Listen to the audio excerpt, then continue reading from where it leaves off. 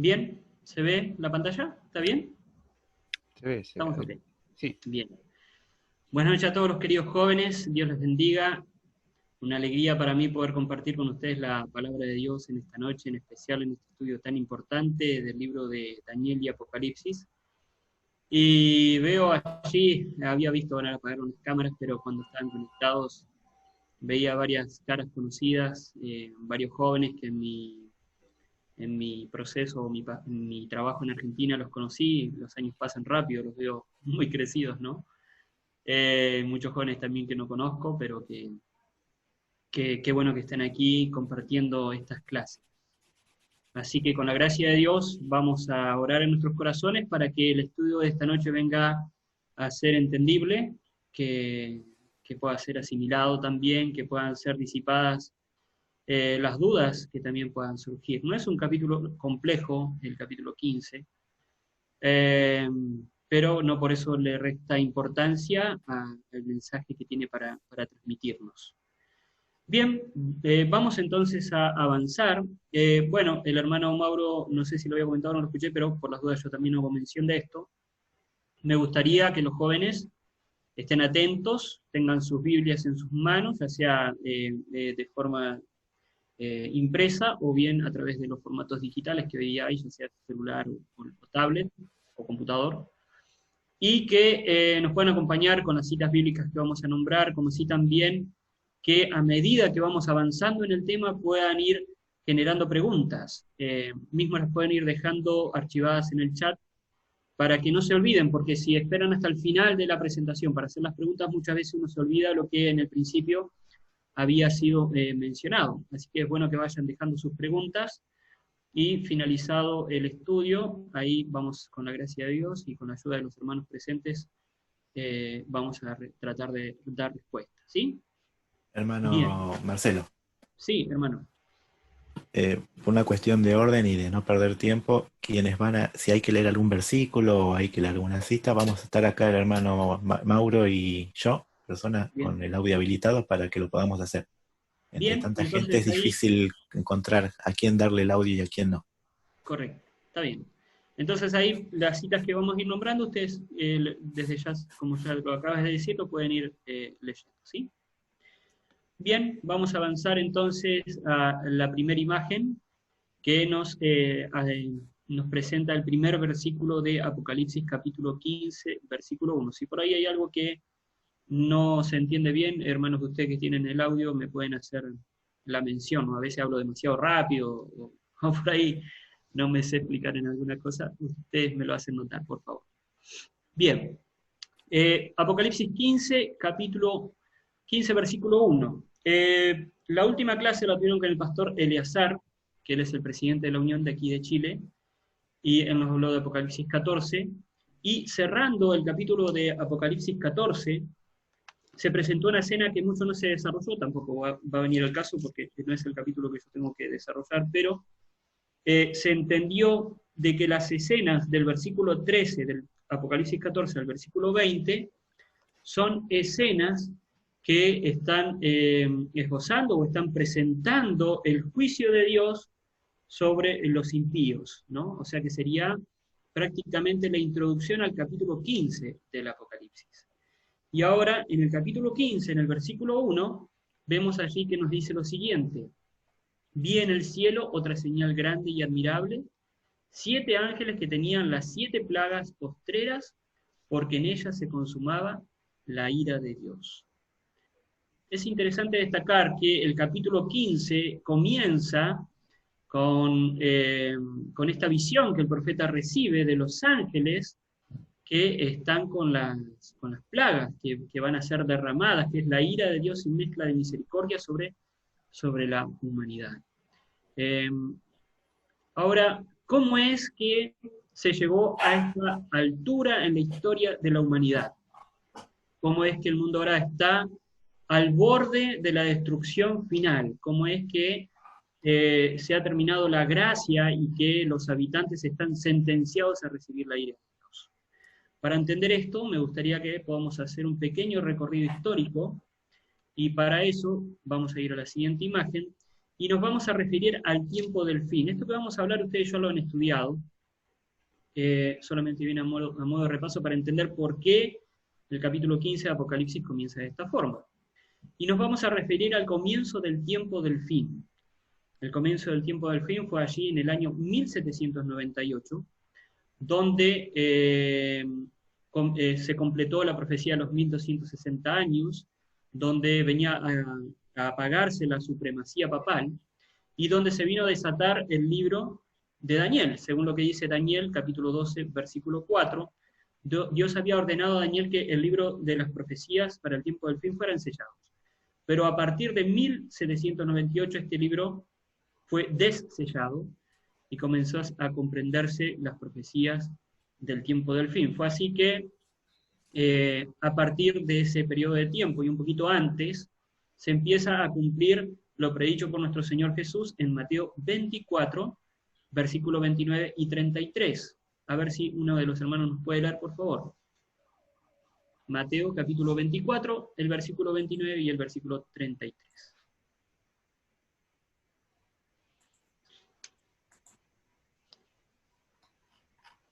A ver, Mateo 24, versos 29 y 33, ¿verdad?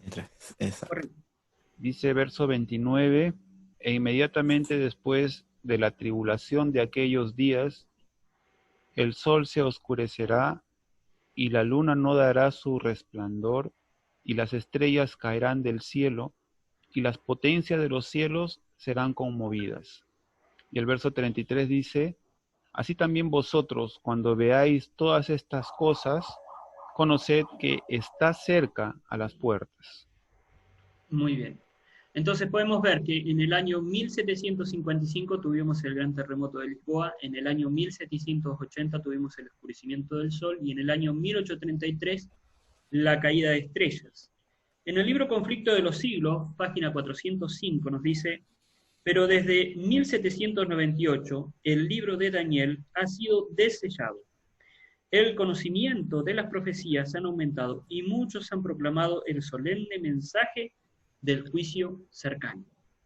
Entonces, ¿qué pasó? En el año 1833 comenzó el movimiento millerista, quizás un poquito antes. En el año 1831 Miller comenzó a predicar lo que había entendido por medio de la profecía, el estudio de las 2300 tardes y mañanas, y en el año 1833 Guillermo Miller recibe sus credenciales como pastor y comienza a dar una expansión más amplia al mensaje de los juicios de Dios. Fue así que comenzó el triple mensaje angélico. El primer mensaje angélico en 1833, el segundo mensaje angélico en 1843, el tercer mensaje angélico en 1844. Según Apocalipsis 14, ustedes esto lo estudiaron la anterior clase con el hermano Eleazar.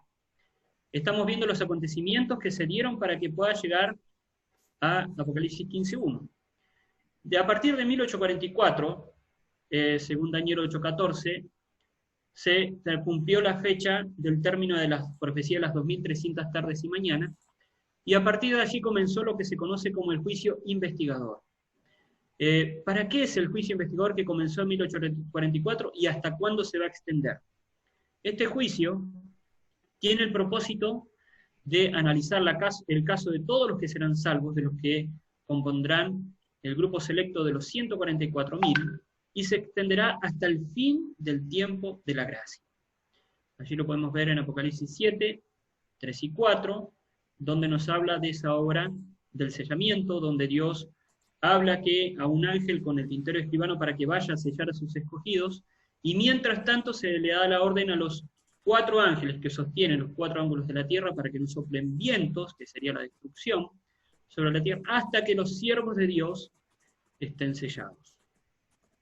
Luego tiene que darse la lluvia tardía, el zarandeo, luego tiene que venir el fuerte pregón y la ley dominical, y después de ello vendrá el fin de la gracia, y los 4 ángeles soltarán los vientos que están conteniendo en este momento. O sea, todos estos acontecimientos que vemos aquí desde el comienzo del tiempo del fin, una vez completados y se dé el cierre de la gracia, comenzará a transitar lo que es Apocalipsis 15 15:1, ¿cierto? Ahora, ¿qué es el fin de la gracia o el fin del tiempo de la gracia? El fin del tiempo de la gracia justamente es el fin del juicio investigador, y donde todos los casos ya estarán resueltos, y se hará mención de lo que dice Apocalipsis 22:11. ¿Algún hermano puede leerlo? Está aquí el versículo, por favor. Sí. Apocalipsis 22:11 dice: el que es injusto sea injusto todavía, y el que es justo sea justo todavía. Perdón, sí. Y el que es inmundo sea inmundo todavía, y el que es justo practique la justicia todavía, y el que es santo santifíquese todavía. Me había quedado cortado. Entonces, miren, aquí da, la palabra de Dios está anunciando ese momento en que se va a cerrar la gracia y ya no habrá oportunidad de arrepentimiento ni de transformación de la vida de la persona para acercarse a Dios, sino que ya no habrá intercesión, y en ese momento el mundo estará sentenciado a la ruina total. Entonces, tenía un pensamiento y se me... sí. Entonces tenemos algo que entender, que lo iba a mencionar al principio, lo tenía anotado y se me traspapeló. Podemos destacar que este libro no lleva una forma lineal, el libro de Apocalipsis no lleva una forma lineal de los sucesos, de sus capítulos, sino que nos lleva a través de acontecimientos hacia el pasado, el presente, el futuro y así viceversa, ¿no? Porque si ustedes ven, nosotros estamos hablando de Apocalipsis 15 y estamos hablando del fin del tiempo de la gracia, y sin embargo Apocalipsis 22:11 nuevamente vuelve a referirse de este acontecimiento. Eso simplemente para que ustedes vean que no hay una forma lineal en todo lo que la profecía aplica en cada capítulo. Y eso lo vamos a ver en este mismo capítulo un poquito más adelante. Nos dice una escena preparatoria. Esto es lo que nos dice el capítulo 15. Nos hace recorrer una nueva serie de acontecimientos. Todo el capítulo no es sino una introducción para los juicios más terribles que el Todopoderoso hará caer jamás sobre la tierra, las 7 postreras plagas. Los que contemplan aquí es una solemne preparación para el derramamiento de estas copas sin mezcla de misericordia. O sea, el capítulo 5 es una introducción al capítulo 16, donde se van a desarrollar así las 7 plagas. Entonces, lo que el profeta ve aquí, ve los ángeles con las plagas dispuestos a ejecutar la orden de Dios. Eso se lo mostró el profeta en primera instancia, pero cuando el profeta vio esto, Dios de repente lo cambia de una escena como en un giro de 180 grados y lo lleva al final de la historia. Muchas historias son relatadas de esta forma. Comienzan con el final y después relatan los sucesos que llevaron a ese final. Yo creo que Dios en esta oportunidad, a partir del versículo 2, Dios le muestra al profeta Juan la visión de la recompensa de los justos, preparándolo. ¿Preparándolo para qué? Para que él pueda ver la escena de lo que sería el derramamiento de las plagas. Porque yo creo que si Dios no hubiese preparado al profeta Juan de esta manera y no nos diera esta visión a nosotros para también contemplar el futuro, sería algo aterrador ver lo que va a suceder con el mundo, con los habitantes de la tierra y los acontecimientos que se van a desarrollar. Sería, yo creo que para el profeta podría llegar a ser casi insostenible para él ver esa situación, así como pasó también con Daniel, cuando se le presentó la visión de las 2300 tarde y mañana, él enfermó, ¿cierto? Enfermó porque era muy fuerte la visión. El profeta Juan recibió una visión de lo que iba a resultar de esto al final, para fortalecerlo, y ahora recibir la visión de lo que iba a suceder con los juicios de Dios. Entonces, pasamos al pensamiento que se encuentra en Conflicto de los Siglos en el capítulo 40. Cuando termine el mensaje del tercer ángel, la misericordia divina no intercederá más por los habitantes culpables de la tierra. El pueblo de Dios habrá cumplido su obra, habrá recibido la lluvia tardía, el refrigerio de la presencia del Señor, y estará preparado para la hora de prueba que le espera.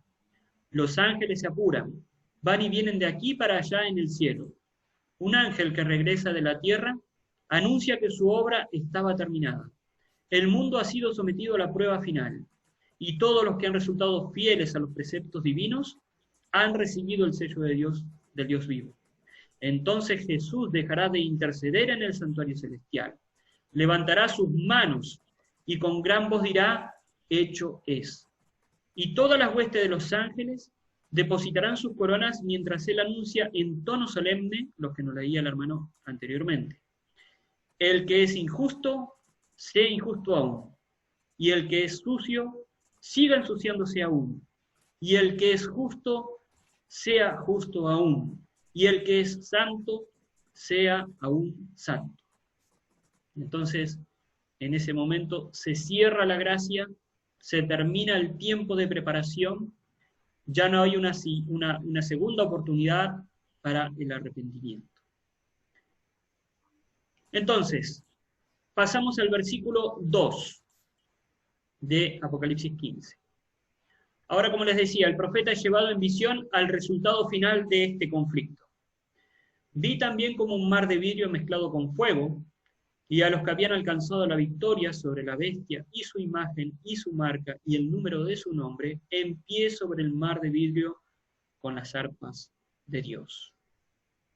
Entonces, allí podemos contemplar a partir del versículo 2 hasta el versículo 4, podemos ver que el profeta Juan va a contemplar la recompensa de los justos, el fin del conflicto, la vida venidera, el resultado del propósito de Dios, de los planes de Dios para la humanidad.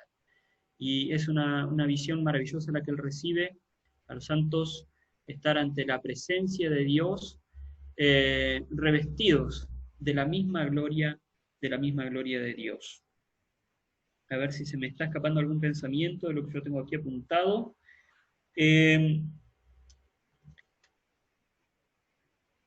Dice, en esta forma, como si el sol resplandeciese a través de repente de una nube a la medianoche, alguna escena es presentada o alguna promesa dada a los humildes discípulos del Cordero en toda hora de tentación, para asegurarles el amor y cuidado de Dios, tanto como la certidumbre de su recompensa final.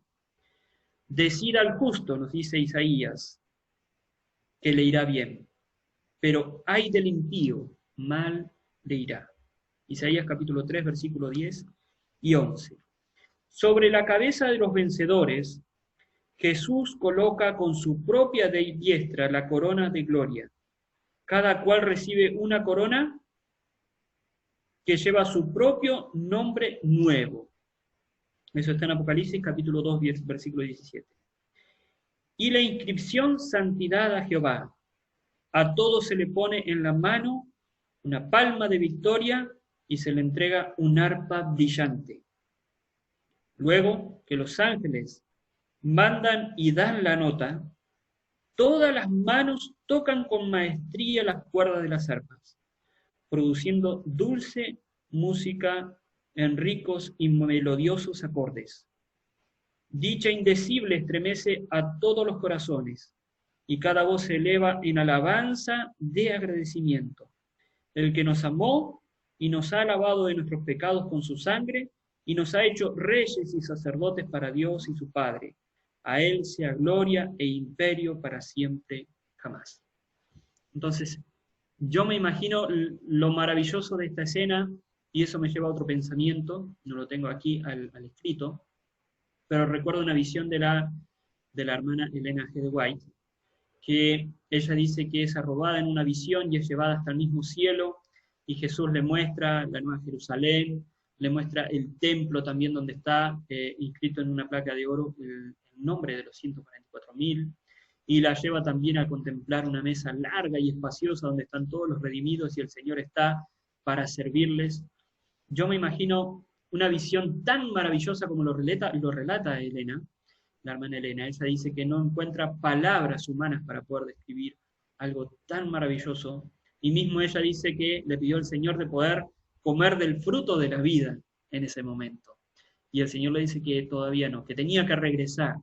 Y una vez que ella sale de esa visión y se encuentra nuevamente en su casa, en todas sus comodidades, en su familia, ella no tiene otras palabras que decir, tan lóbrego me resultó las cosas de este mundo, ¿cierto? Y se sentía muy apenada, ella quería estar en ese lugar tan glorioso y tan maravilloso. El mismo Juan contempló esta escena y yo creo que habrá sentido esa misma sensación de placer, de magnificencia y del todo por el todo de lo que sería para poder permanecer o llegar a ese lugar. Ese era el propósito de Dios al mostrarle esta escena tan solemne. A ver si me quedó algo más aquí.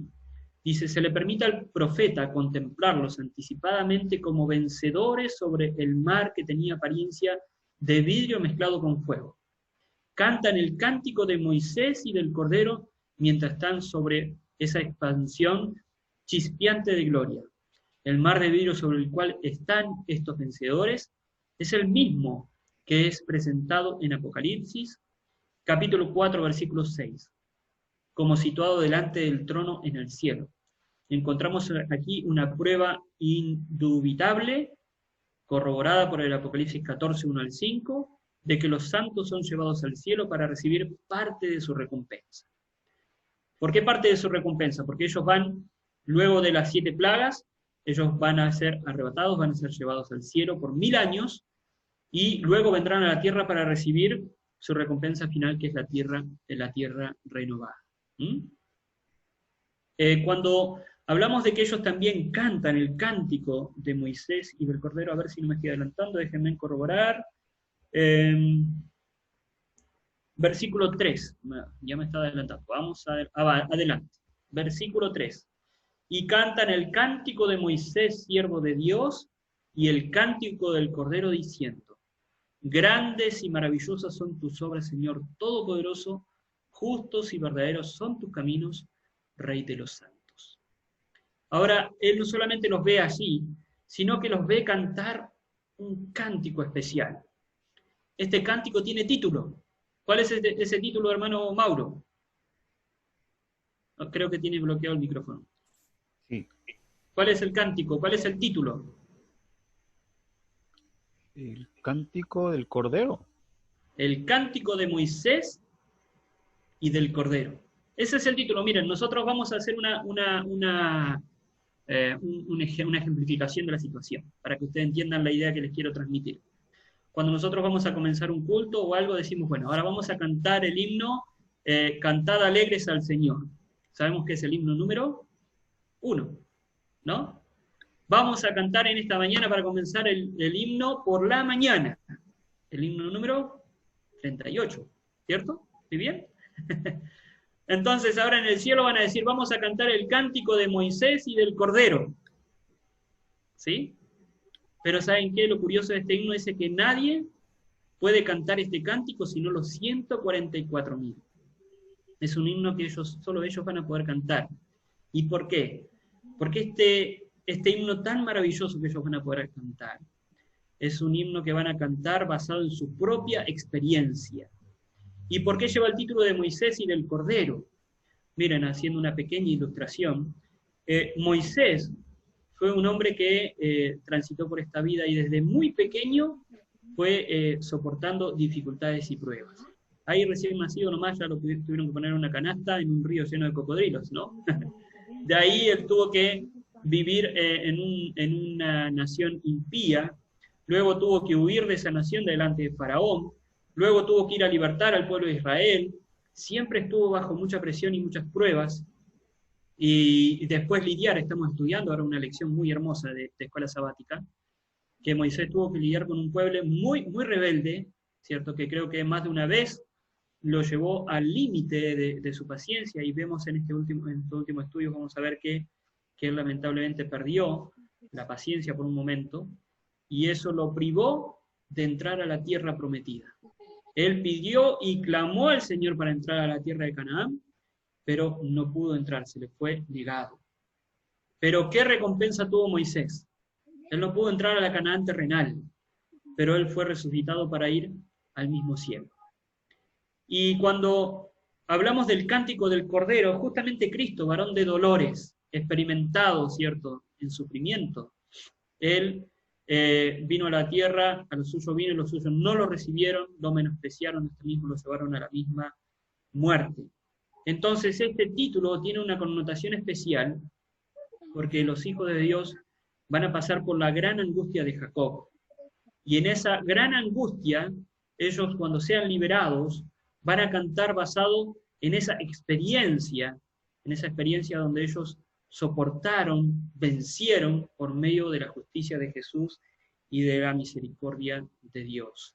Es un cántico basado en la experiencia de estar en comunión con Dios. Así que ahí tenemos el tema del cántico de Moisés, siervo de Dios, y el cántico del Cordero.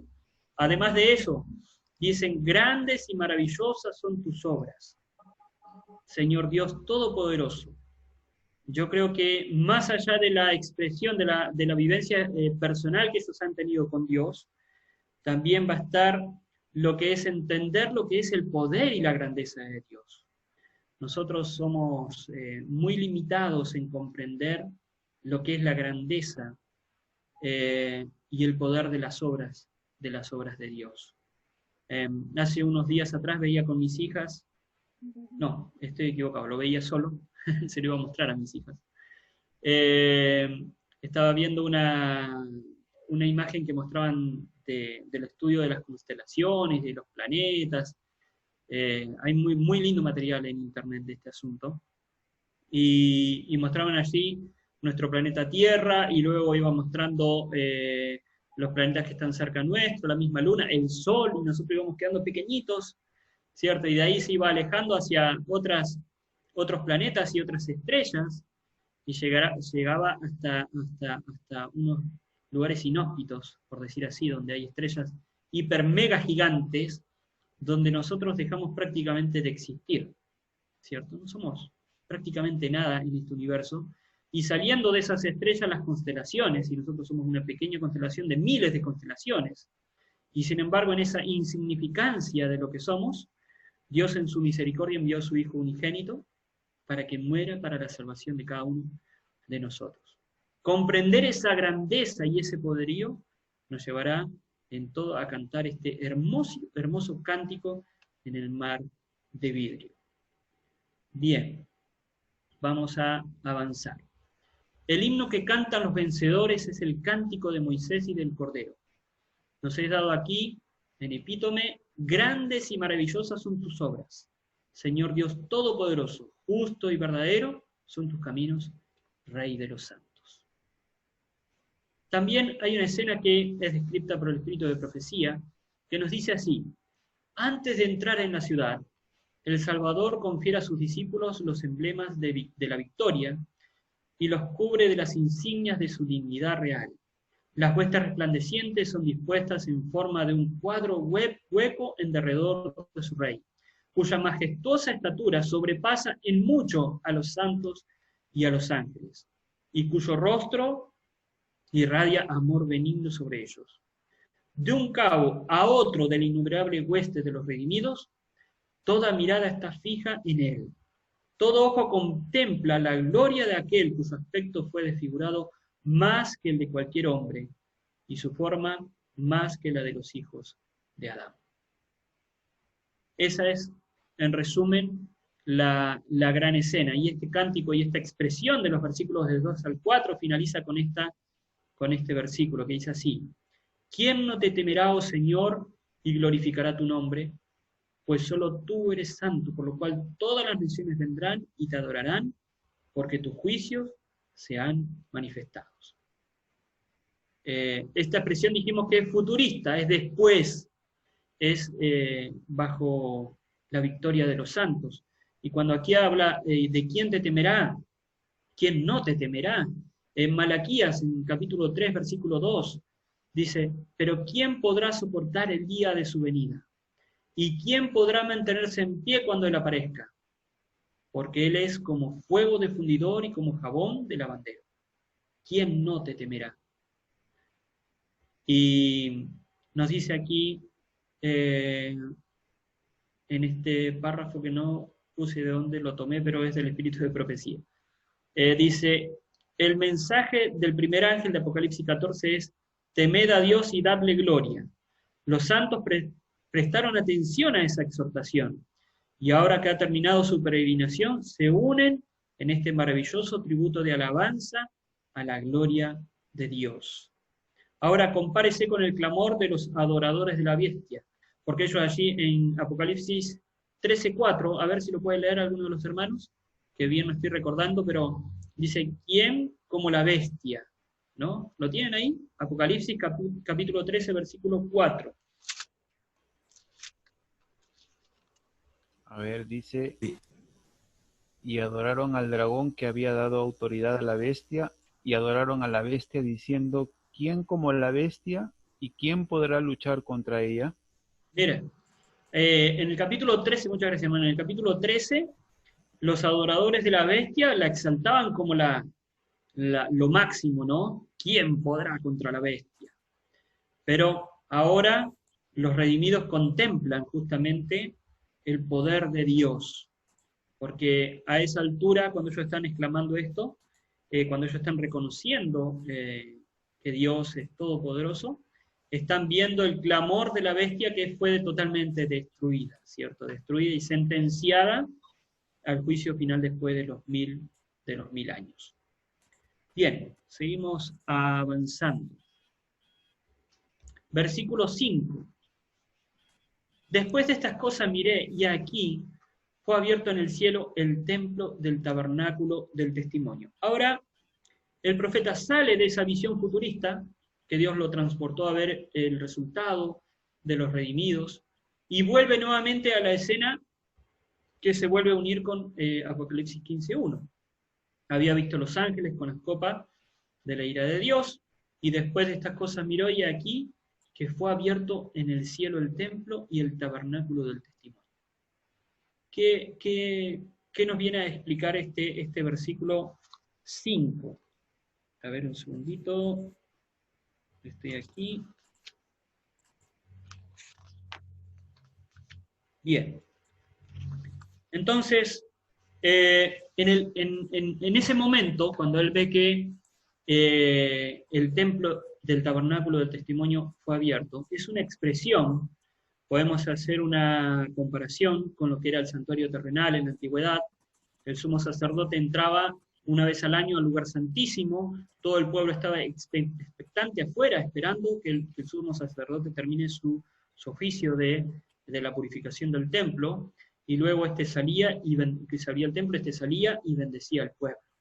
De la misma forma, Cristo hoy está ministrando en el lugar santísimo del santuario celestial, y al momento que Él termine de sesionar en ese lugar y se cierre la gracia, en ese momento se abre el templo y Jesús saldrá para hacer su obra final, su extraña obra, que es la de derramar su ira sobre un mundo que no le ha reconocido y que no se ha arrepentido de sus pecados.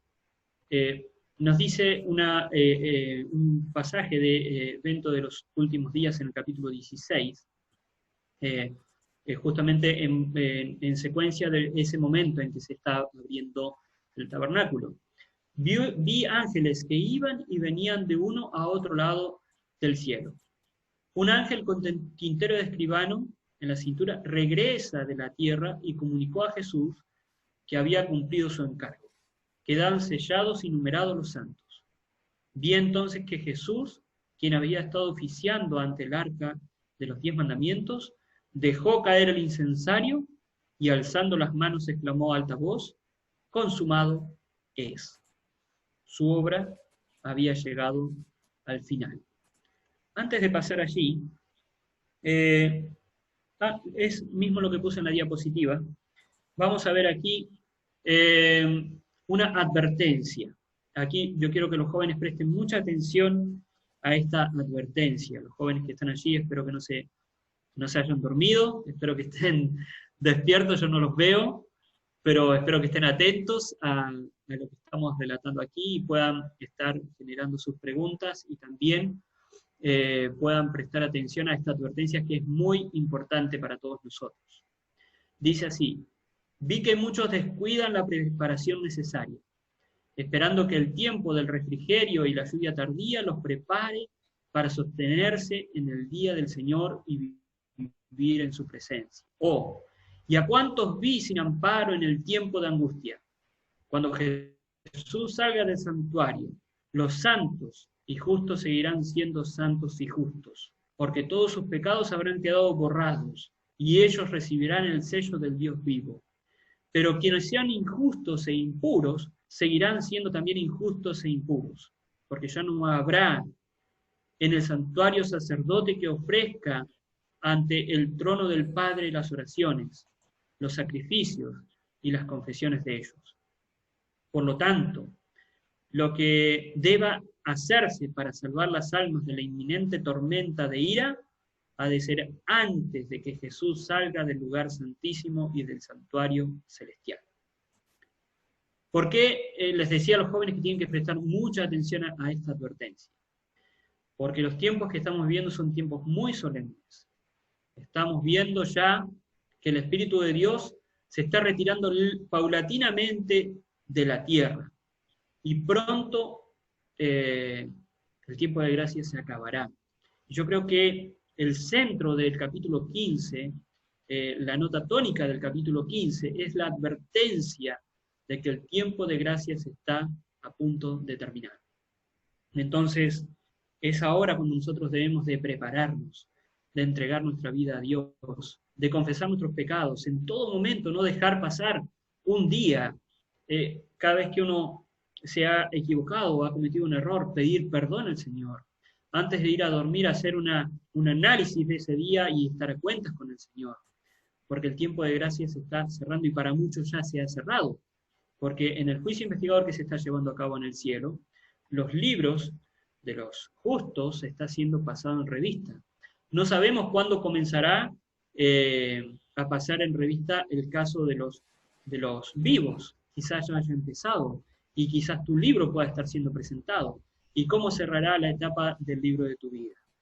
Es por eso que nosotros tenemos que prestar atención a esta advertencia antes de que Jesús salga del lugar santísimo, antes de que el versículo 5 tenga cumplimiento, debemos estar recubiertos con la justicia de Cristo y con nuestros pecados perdonados y borrados, en este caso, del cielo. Bien, vamos a avanzar.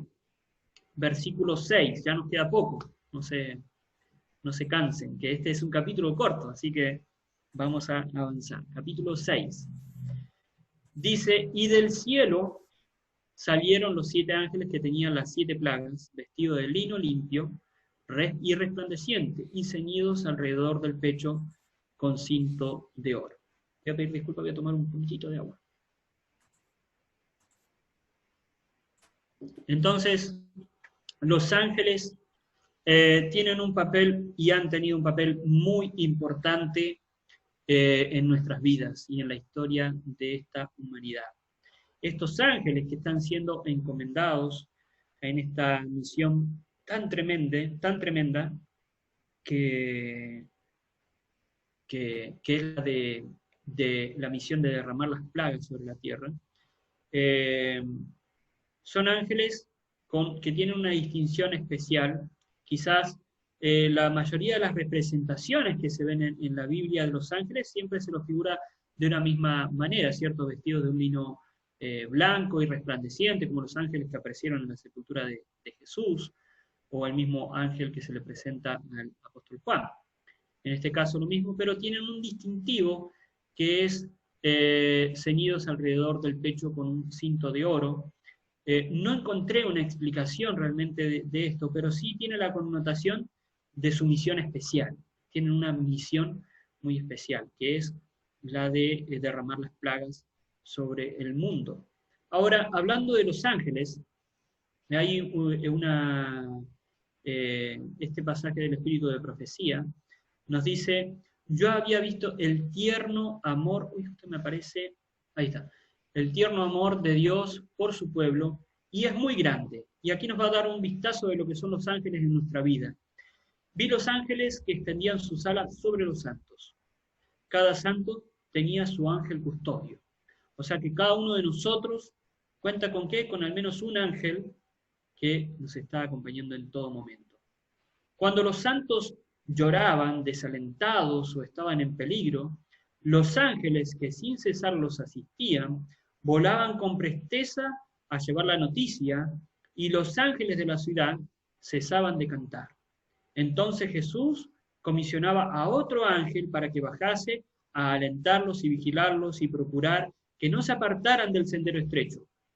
Pero si los santos desdeñaban el vigilante cuidado de aquellos ángeles y rechazaban su consuelo y seguían extraviados, los ángeles se entristecían y lloraban. Llevaban allí arriba la noticia y todos los ángeles de la ciudad se echaban a llorar. Y en alta voz decían, amén. Pero si los santos fijaban los ojos en el premio que les aseguraban y glorificaban a Dios en alabanza, entonces los ángeles llevaban a la ciudad la grata nueva, y los ángeles de la ciudad tenían sus áureas arpas, cantaban en alta voz, aleluya, y por las bóvedas celestes repercutía su hermoso cántico. Yo no sé si ustedes habrán tenido la visión así de los ángeles. Los ángeles son seres muy especiales, tienen tanto amor que dentro de su amor tienen mucha sensibilidad. Miren que uno dice que se entristecía, lloraba y llevaba la noticia al cielo, y todos los ángeles lloraban. Qué escena tan triste para el cielo, ¿no? Pero era todo lo contrario si había buenos resultados. Ahora, también los ángeles, aparte de ser sensibles y de tener esta manifestación de amor y de afecto y de cariño, también tienen mucho poder. Nos dice el Conflicto de los Siglos que un solo ángel dio muerte a todos los primogénitos de los egipcios y llenó el país de duelo. Cuando David ofendió a Dios al tomar censo del pueblo, un ángel causó la terrible mortandad con la cual fue castigado su pecado. El mismo poder destructor ejercido por santos ángeles, cuando Dios se lo ordena, lo ejercerán los ángeles malvados cuando Él lo permita. Los ángeles malvados también tienen mucho poder. Hay fuerzas actualmente listas que no esperan más que el permiso divino para sembrar la desolación por todas partes. ¿Cuándo se dará este permiso divino? Cuando los ángeles dejen de retener los cuatro ángulos de la tierra. Entonces ahí los ángeles destructores, los ángeles de maldad, harán gran destrucción. Hermano Marcelo, disculpe. Sí. Hace 2 diapositivas están pidiendo cuál es la cita de qué libro, la que leyó de los ángeles que lloran. ¿De Sí. qué libro tendrá la cita? ¿No está ahí? A ver. No está ahí, pero miren, yo lo tengo aquí, en el momento de las preguntas se lo voy a pasar. Listo. ¿Ya? Háganme acordar nomás. Porque no le puse la cita, pero lo tengo abierto en la biblioteca del Espíritu de Profecía. Muy bien. Dice, cuando Cristo deje de interceder en el santuario, se derramará sin mezcla la ira de Dios, de la que son amenazados los que adoran a la bestia y a su imagen y reciben su marca. Las plagas que cayeron sobre Egipto cuando Dios estaba por librar a Israel fueron de índole análoga a los juicios más terribles, extensos, que caerán sobre el mundo inmediatamente antes de la liberación final del pueblo de Dios. En el Apocalipsis se lee lo siguiente con referencia a esas mismas plagas tan terribles. Ahora, yo no voy a hablar de las plagas, porque las plagas van a ser desarrolladas en el próximo capítulo, pero sí vamos a hacer mención de cuáles son estas plagas. Tenemos la primera plaga, que es una úlcera maligna y pestilente. La segunda plaga que será derramada es en el mar, y este se va a convertir en sangre. La tercera plaga será derramada sobre los ríos y se convertirán también en agua dulce en sangre. La cuarta, el ángel derramó su copa sobre el sol y se le dio poder al sol de quemar. La quinta será sobre el trono de la bestia y su reino se cubrirá de tinieblas. La sexta será derramada en el río Éufrates y este se seca. La sexta, su copa será derramada por el aire. La séptima ya, tiene la séptima, sí. La séptima es derramada por el aire y habrá un gran terremoto y la caída de un enorme granizo. Esas son las 7 plagas que van a ser desarrolladas en el próximo estudio de Apocalipsis 16. Bien, ya estamos en el anteúltimo versículo para terminar nuestro estudio, versículo 7, y nos queda solamente el versículo 8. Ahora, aquí nuevamente en la visión aparece una situación especial. Dice el versículo 7, y uno de los 4 seres vivientes dio a los 7 ángeles 7 copas de oro, llenas de la ira de Dios, que viven por los siglos de los siglos. Entonces, los 4 seres vivientes. ¿Quiénes son los 4 seres vivientes? ¿Y quién es uno de estos 4 que va a entregar esta copa? Bueno, no sabemos cuál es de los 4, pero sí sabemos que uno de esos seres vivientes es el que entrega las copas de la ira de Dios. 4 seres vivientes podemos encontrar en Apocalipsis capítulo 4, versículo 6, o 4 animales, dicen otras versiones. El profeta Ezequiel vio también estos mismos seres vivientes cerca del trono, allí en Ezequiel capítulo 1, versículo 5 al 26. Tenían las mismas características, que más adelante fueron identificados como querubines. Ezequiel 10, 20 y 22 es muy claro. Dice que estos seres vivientes, estos 4 seres vivientes, eran querubines. Ahora, aquí tenemos que Isaías habla también de los serafines, y está hablando en visión paralela con la de Ezequiel. Ve en estos seres, por ejemplo, 4 alas, y otros ven 6 alas.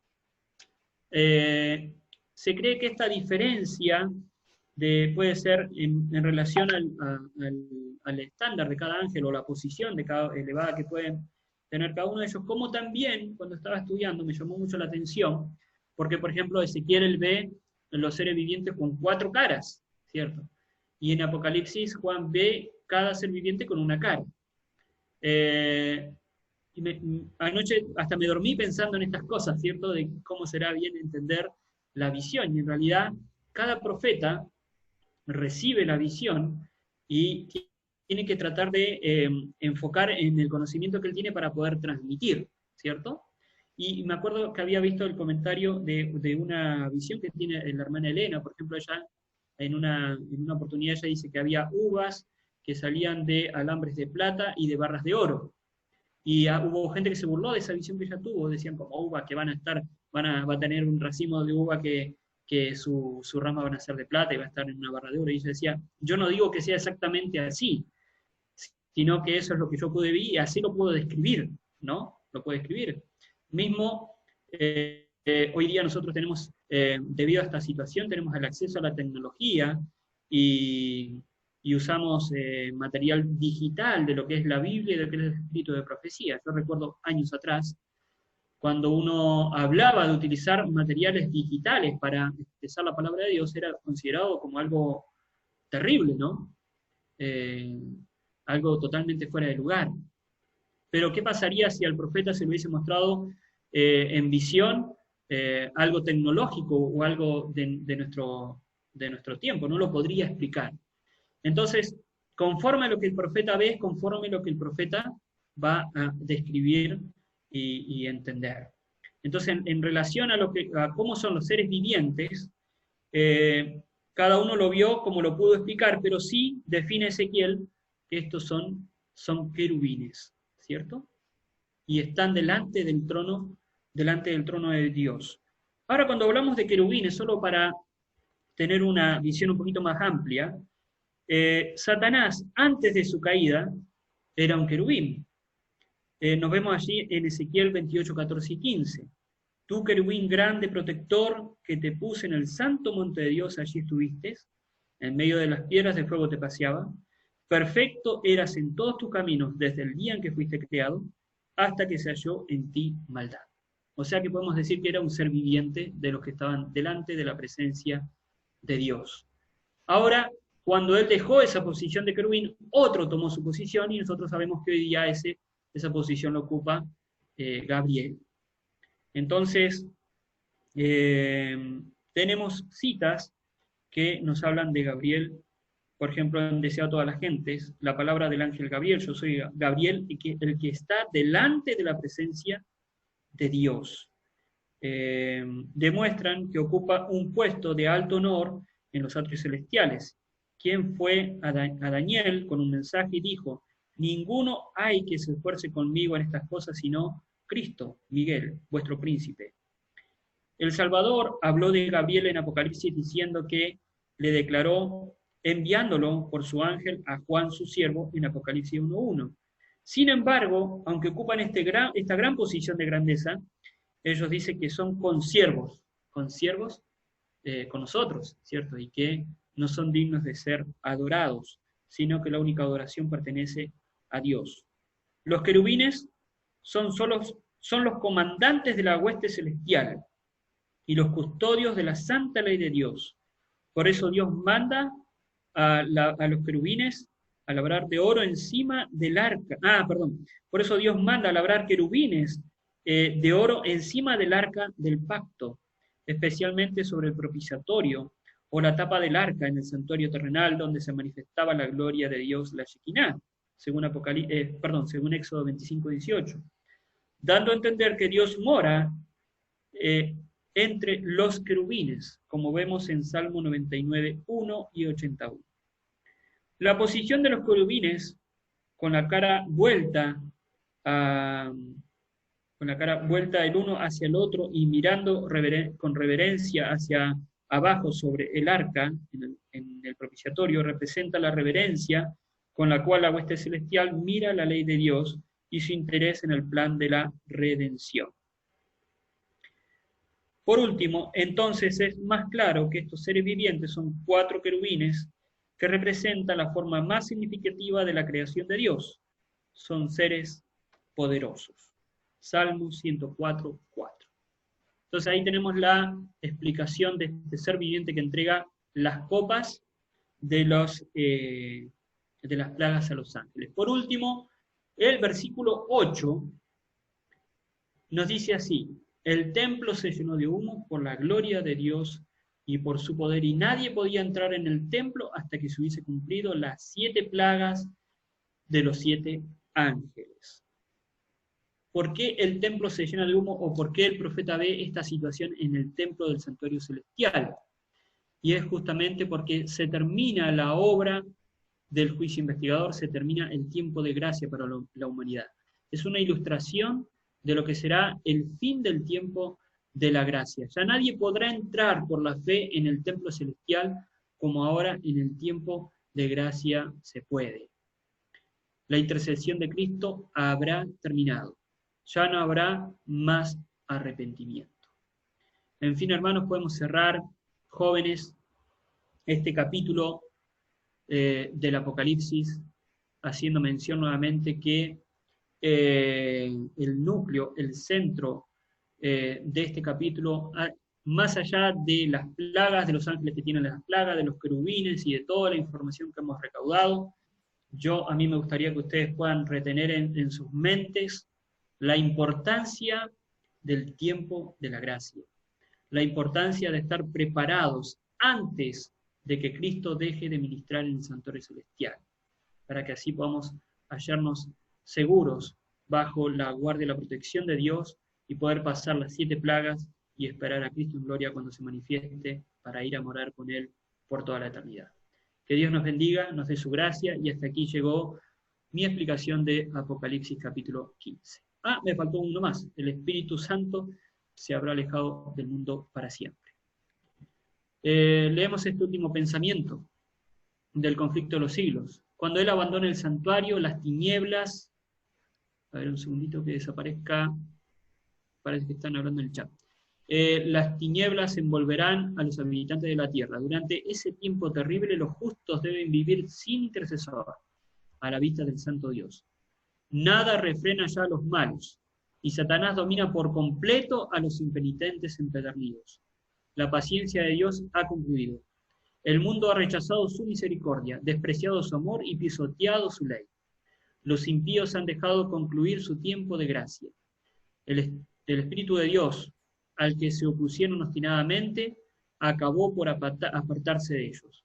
Desamparados ya de la gracia divina, están a merced de Satanás, el cual sumirá entonces a los habitantes de la tierra en una gran tribulación final. Cuando los ángeles de Dios dejen ya de contener los vientos violentos de las pasiones humanas, todos los elementos de contienda se desvanecerán, y el mundo entero será envuelto en una ruina más espantosa que la que cayó en la antiguamente sobre Jerusalén. Bien, entonces ahí cerramos el capítulo 15 y quedamos a disposición para las preguntas.